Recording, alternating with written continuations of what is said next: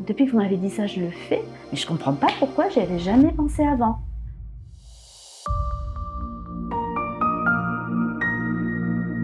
Alors, bonjour Carole. Bonjour. Alors, je reçois aujourd'hui Carole Cantare. Oui.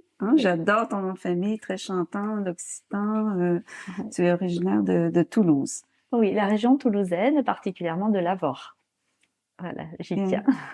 Donc, tu as étudié à la faculté de Toulouse, diététicienne nutritionniste, mais assez rapidement, tu as basculé vers une orientation plutôt qu'on pourrait appeler intégrative, hein. On est tous les deux plongés dans cette voie d'unir plusieurs chemins de la médecine qui portent vers la prévention et la guérison.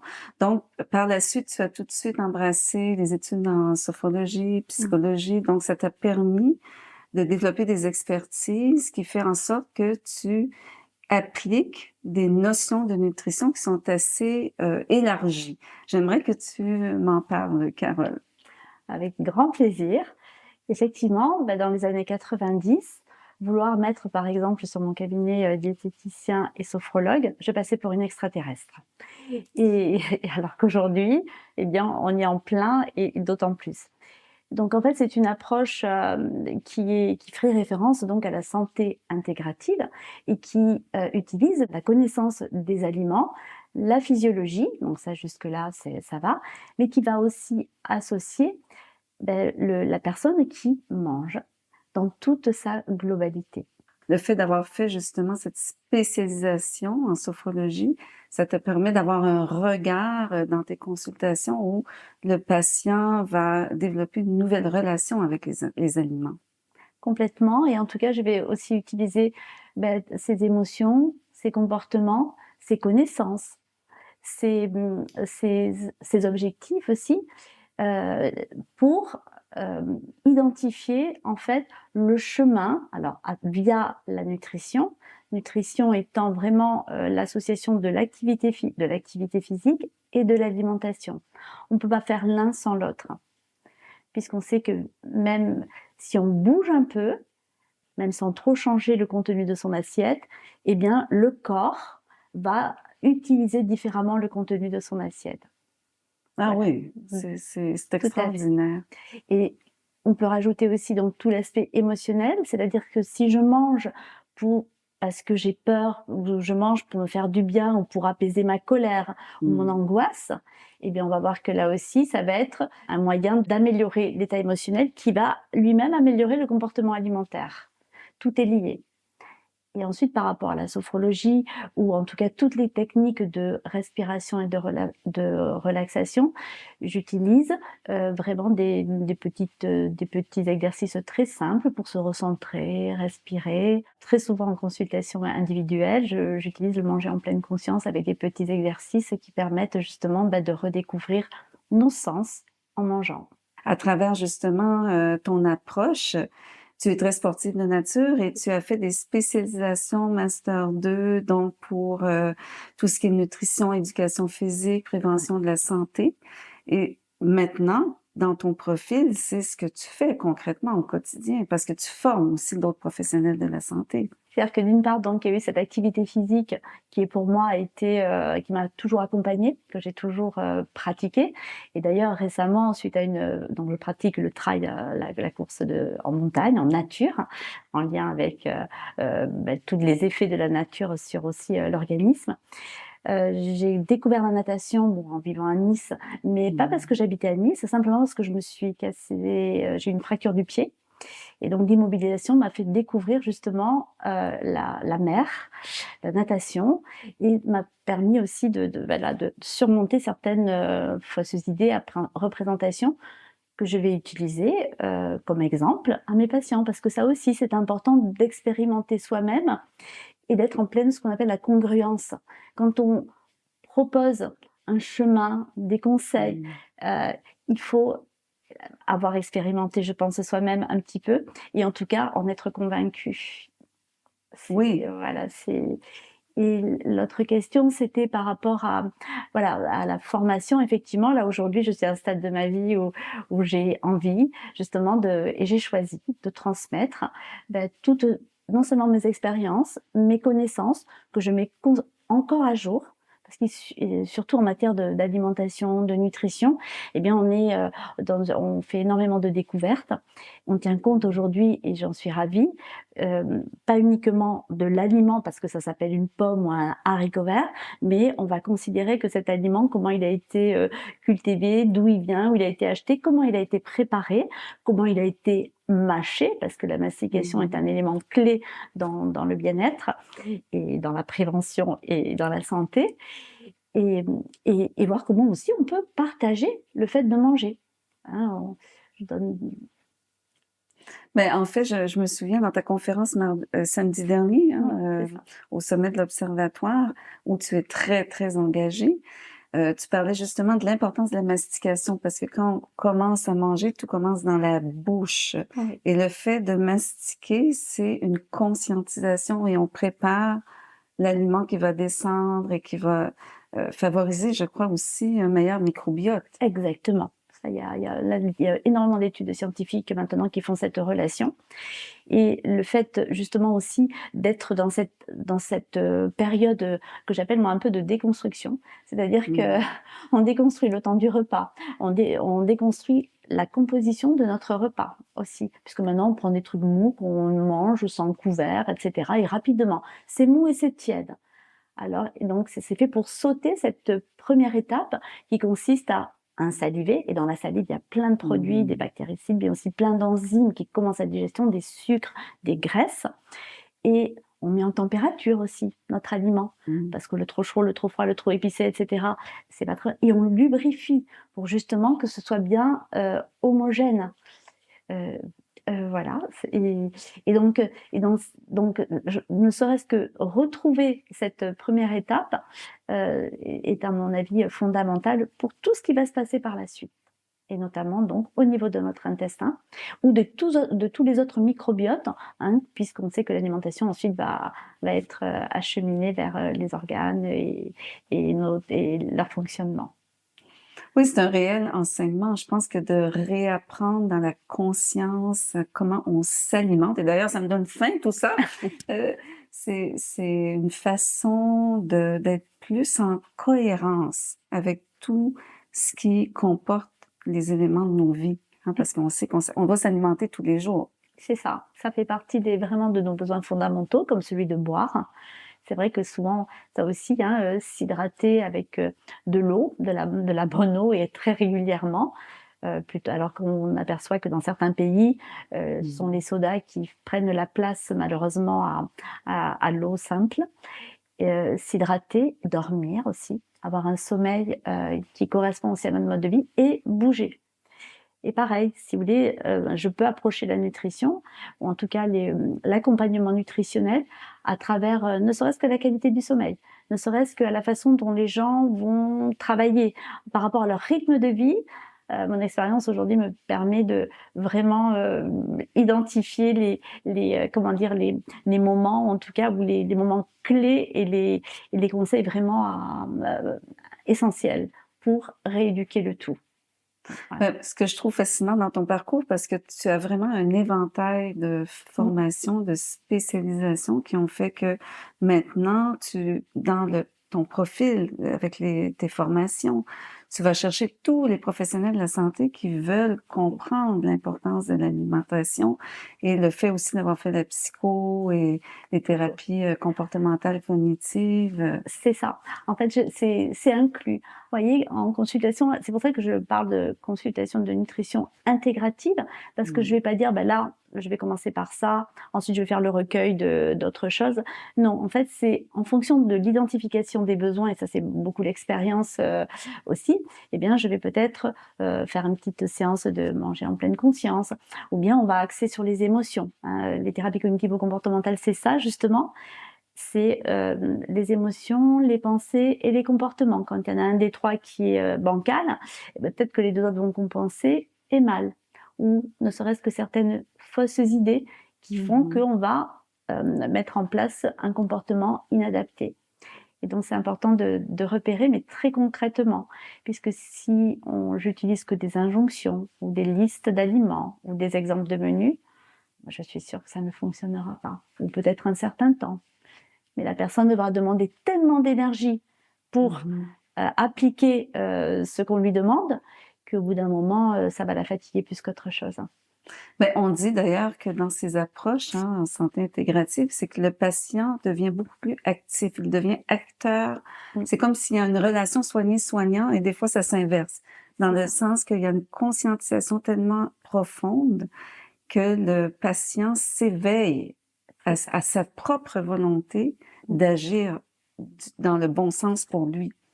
C'est ce que tu fais. C'est exactement ça, c'est ce que je fais, que j'enseigne et je forme à ce qu'on appelle l'éducation thérapeutique. On essaye d'établir une alliance avec la personne, donc la mise en confiance, voilà, avec de l'empathie, avec tout ce qu'on peut connaître, un accueil chaleureux. Et à partir de là, une fois qu'on a identifié les besoins et la demande des personnes, on va justement lui faire acquérir des compétences d'auto-soin. Alors, compétences d'auto-soin, ça peut être des connaissances théoriques, mais ça peut être aussi des gestes techniques, ça peut être aussi des comportements, savoir, ben voilà, je dois faire attention à l'alcool, mais là j'ai le mariage de ma sœur, comment je vais faire? Voilà, c'est vraiment mettre en situation très concrète. Et quand on dit on le rend acteur, c'est qu'on va partir de lui-même. C'est pas moi qui vais lui faire une liste de tous les contextes, c'est lui qui va me parler, qui va m'amener justement ces contextes et voir comment on peut agir ensemble sur ce cheminement. J'utilise aussi donc voilà, donc c'est une transmission aussi de compétences qu'on définit comme psychosociales, c'est-à-dire qu'on va agir comme ça aussi sur l'estime de soi, sur la confiance en soi, sur les capacités qu'on croit ou pas qu'on a. Imaginez un patient, une personne à qui on a fait un diagnostic de diabète, par exemple. Eh bien, voilà, on va lui demander de se contrôler, donc se mettre des petites aiguilles dans les doigts. Nous, soignants, si vous voulez, c'est tellement banal, mais quelqu'un qui n'est pas du tout dans cet environnement, il n'avait jamais imaginé dans sa vie, il allait devoir se faire des piqûres. Mais ça, c'est quand même exploiter une capacité nouvelle à travers le contexte. Voilà comment j'essaye d'amener les personnes à adhérer et à changer. Oui, puis des fois, il y a des résistances aussi. Énormément. On réalise pas parce qu'en pharmacie, naturellement, on voit souvent les diabétiques et parfois, c'est un réel, j'allais dire calvaire, mais c'est le mot, de se piquer comme ça, là, puis de faire ces dépistages et c'est un peu comme rentrer dans un tunnel d'obligation.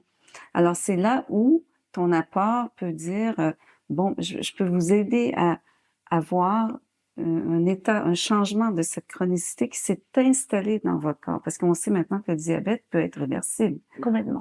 Ouais, ce qu'on croyait pas auparavant. En fait, c'était moins, disons, discutable. On va dire ça comme ça. Tout à fait.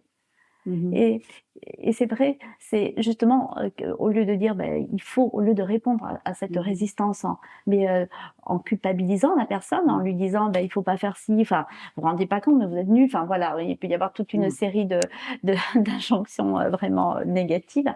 Eh bien, on va essayer de comprendre pourquoi ça fonctionne pas.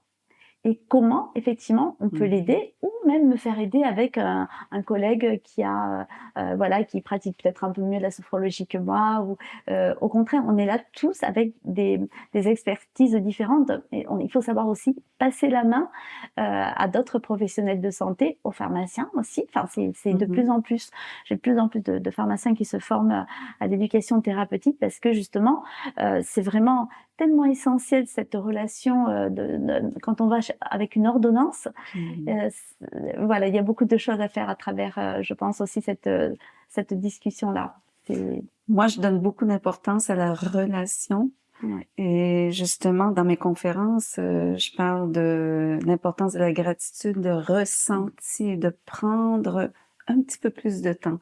Parce que c'est tout le défaut dans le domaine de la santé. Aujourd'hui, tout doit se faire vite. Mais c'est ce que toi et moi, on veut éviter justement par notre approche maintenant. Mais c'est quand même un défi. Il faut avouer que c'est pas toujours nécessairement évident. Donc, dans cette relation de bienveillance, on installe une préoccupation de connexion. Donc, c'est sûr à ce moment-là que les messages et la possibilité d'avoir un chemin qui se développe pour le patient dans sa guérison ou dans sa prévention, d'adopter, parce que toi, c'est quelque chose sur lequel tu sais beaucoup, c'est tous les aspects préventifs. Oui, énormément. Et, et c'est justement en lui montrant ou en lui proposant d'essayer que c'est possible, en fait. Des fois, on ne prend pas le bon chemin, mais il y en a un autre. Et peut-être que ce nouveau chemin va même nous faire découvrir des choses ensemble. Parce qu'on apprend aussi beaucoup de l'autre, enfin des patients. J'anime aussi des groupes, donc des groupes, oui, éducatifs. Et c'est d'une richesse, voilà, improbable à la base. Et je remercie d'ailleurs chaque fois et les participants voilà, d'amener autant de retours d'expérience, de questionnements, qui permettent vraiment d'élargir même le champ des connaissances et des conseils. Ah, mais moi, je trouve ça fondamental. D'ailleurs, samedi, on a eu des patients partenaires qui ont fait des témoignages extraordinaires. Quelqu'un qui était justement dans ton groupe, là, le monsieur. Oui. Alors, Emmanuel Gasto, que j'avais rencontré donc à l'hôpital en néphrologie, parce que c'est une personne qui a été greffée 2 fois. Il a une petite période de dialyse entre les deux. Et en fait, je pense qu'on m'avait appelé pour lui faire une séance de sophrologie avant une biopsie rénale. C'est le souvenir que j'ai. Donc rien à voir avec la nutrition, alors qu'à l'hôpital j'étais diététicien, nutritionniste, mais de temps en temps je faisais des petites. Tu es venu à la rescousse. Voilà, on m'a appelé et on a pu respirer, voilà, mettre en place quelque chose de beaucoup plus positif. Et donc j'ai tenu à ce que Emmanuel témoigne parce que il a, grâce à l'activité physique, il le dit lui-même très bien, il a pu développer des capacités et un sens aussi à sa vie extraordinaire. Aujourd'hui, je peux surtout pas parler à sa place. Il est champion du monde des transplantés en sprint là depuis novembre 2023. Et en fait, quand il observe un petit peu avec un peu de recul, il se dit mais comment j'ai fait pour trouver ces capacités? Et ce qui m'a énormément touchée, c'est qu'il y avait mon fils donc qui assistait à cette conférence. Il m'a dit tu sais maman, il a raison. Mon fils n'était pas malade. Il m'a dit oui parce que Emmanuel il a dit oui, après la dialyse il était fatigué, mais des fois nous on peut ressentir qu'on est fatigué dans la vie de tous les jours. Il y a 2 choses, soit je dis que je suis fatiguée, je vais dans mon lit, je fais plus rien, soit j'entends pas que je suis fatiguée et je me mets en action et je sors de quelque chose. Et ça m'a fait énormément plaisir de voir comment voilà, ces témoignages impactent vraiment la façon de voir aussi le soin et l'accompagnement. Oui, en fait, quand on devient plus connecté, et c'est ce que nous tentons en tant que professionnels de santé à transmettre à nos patients, c'est que on change de paradigme. Alors, au lieu de s'enliser dans une émotion, on peut rebondir et retrouver son potentiel. Et c'est ce qu'Emmanuel a exprimé dans son témoignage. C'était fascinant. Écoute, oui, complètement. Il est tout à fait conscient de ça.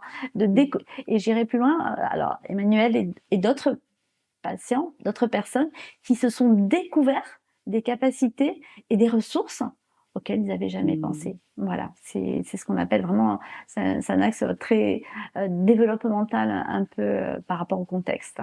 Voilà, qu'on peut appliquer, nous aussi, avec ou sans maladie, dans la vie de tous les jours. Suite à un problème, un événement douloureux, voilà, les gens passent. Donc c'est vraiment très élargi au sens de la vie, souvent, je pense.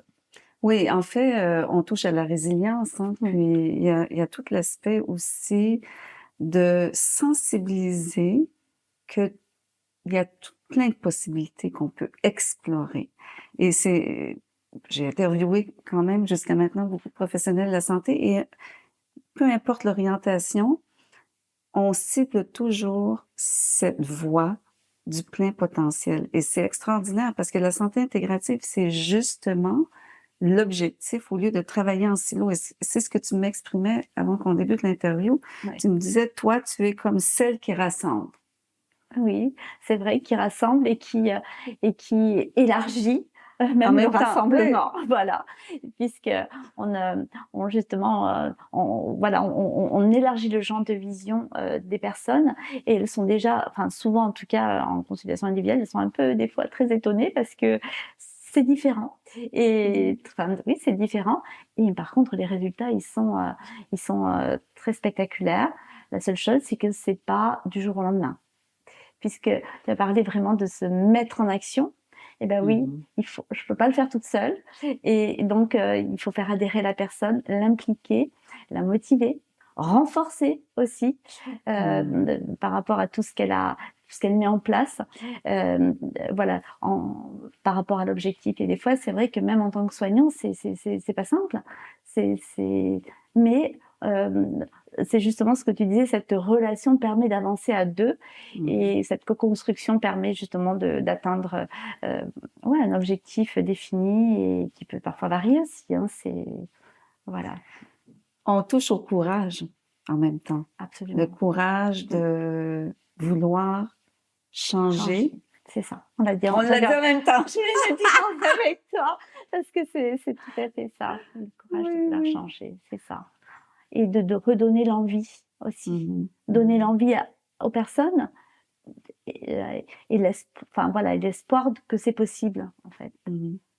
Tu es très engagée donc au niveau de l'observatoire des thérapies complémentaires non conventionnelles. Oui, c'est ça. C'est ça. Alors ça qui est associé au CHU de Nice, au Centre universitaire.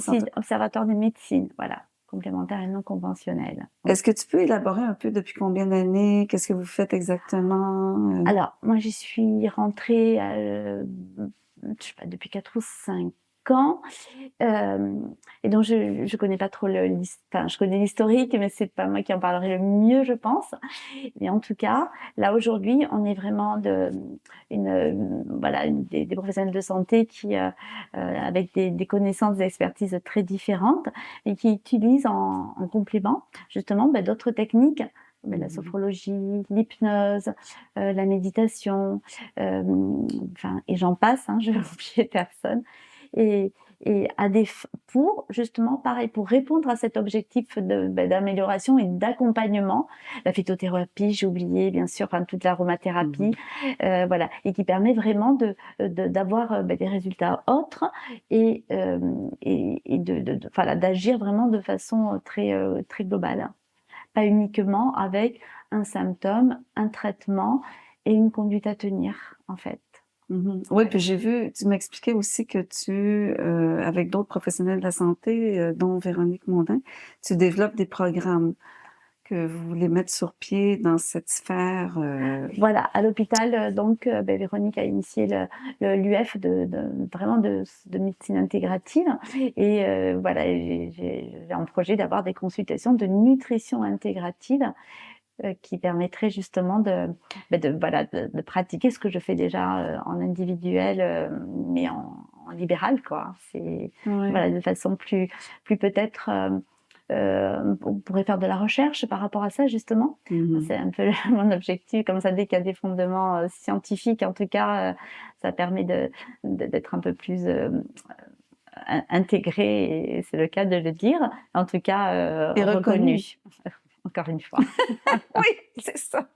Mais en fait, c'est ça ce qui me fascine, moi, et la beauté, c'est qu'à travers justement ces approches, et de plus en plus, il y a des recherches qui sont structurées pour avoir des datas scientifiques, et on remarque que ça peut avoir des bienfaits énormes pour les gens qui souffrent de troubles alimentaires, et je crois que tu accompagnes des gens. Alors, oui, beaucoup. Et puis même si ce n'est pas le motif de la consultation, en fait, je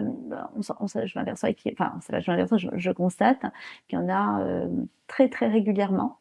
Et voilà, c'est donc là avec des thérapies cognitivo-comportementales, et puis toutes ces autres techniques de relaxation, l'activité, sortir, profiter de notre environnement. Enfin, en plus, nous vivons à Nice et on a la mer.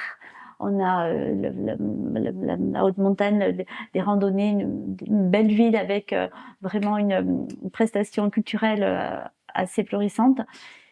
voilà, j'utilise aussi les ressources de ma ville pour qu'elles puissent voilà, enfin, bah, en profiter, puis sortir un petit peu de leur corps ou de leurs problématiques en lien avec l'alimentation. Mm. Je confirme, vous avez une région extraordinaire. Inépuisable Oui. dans les ressources, c'est oui. Mais c'est vrai, donc il faut s'ouvrir à son environnement et parfois c'est cette possibilité pour le patient, le client d'avoir d'autres horizons.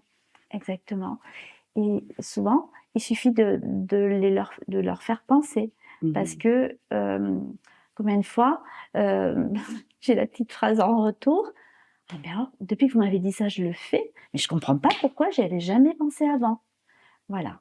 Et c'est des petites choses simples. Aller acheter le pain, pas très loin.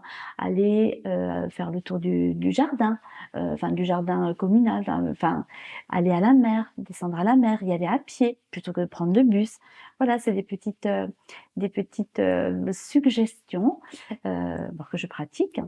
Et c'est peut-être pour ça que j'y pense aussi, et qui permettent vraiment comment dire, de les accompagner au mieux.